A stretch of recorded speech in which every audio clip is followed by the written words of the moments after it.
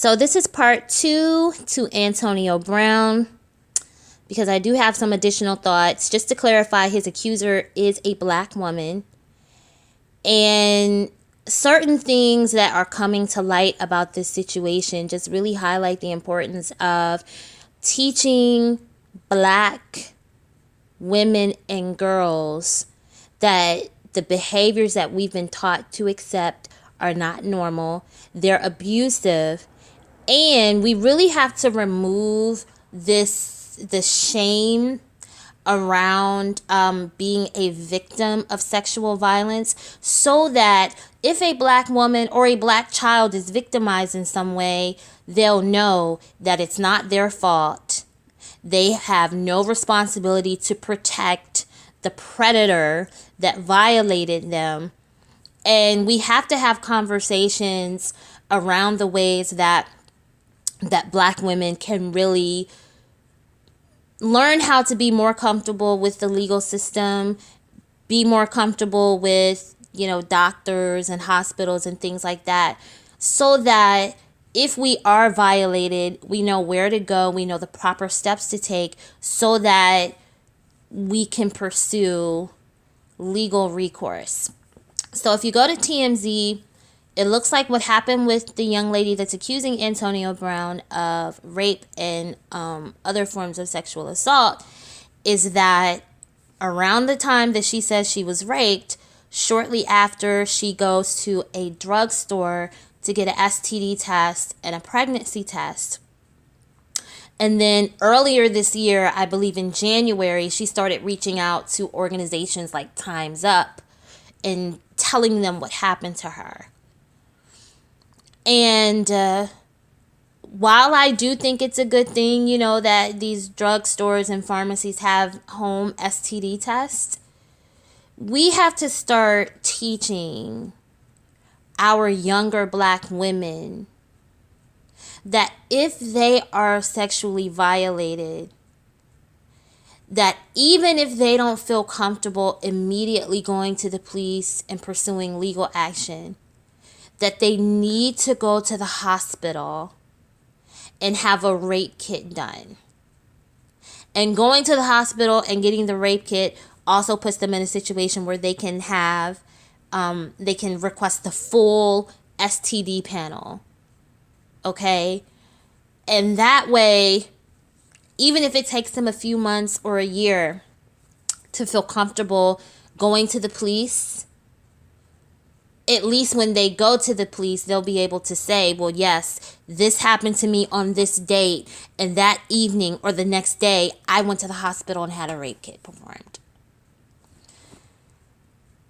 Now, it's going to be interesting to see how Time's Up responded to her when she reported what happened to her back in January. It's going to be interesting to see whether or not they referred her to law enforcement, or if maybe she's pursuing civil action because she's been advised that she won't really have much proof in a criminal case. Now, if you go to the TMZ article, there are some emails or text messages that have been released to TMZ. Those emails, I'll be honest with you, they're kind of hard to read because of the grammar that's used.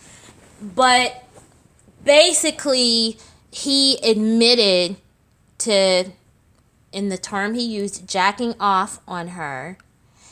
And, but it looked like it was some sort of a back and forth exchange, either through email or text message.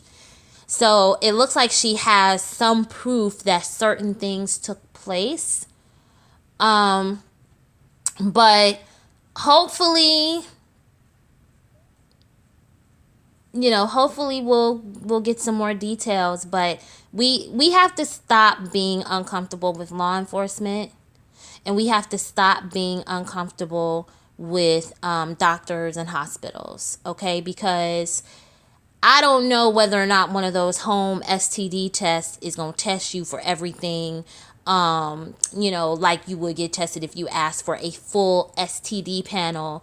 And I do know that, there are certain diseases that you have to specifically request. But if you said, okay, you want the full STD panel, including, these particular diseases, I do think that you're probably going to get more accurate results than you would by going to the pharmacy. But again, I can understand why a young woman would be afraid to go to the hospital and go to the police immediately after a sexual assault. So it's just sad all around, but we have to understand that this culture that silences Black women and girls from, talking about the ways that so many are molested and raped and otherwise sexually assaulted, really puts us in a situation as adults that where if something happens to us, a lot of Black women don't know what to do. They don't know who they can go to. They don't know that they can go to the hospital and have a rape kit performed, and that doesn't mean that they have to go to the police if they're not ready to at that time. They don't know what organizations they can go to for counseling and, other resources that would really help them process their feelings, heal, and maybe organizations that could help them through the legal process. So it's just sad all around. All right, y'all, this is going to be my last upload for today. I'll probably do a live stream later on this week. But if you leave me a comment, I'll be sure to respond to you as soon as I see it. All right, bye.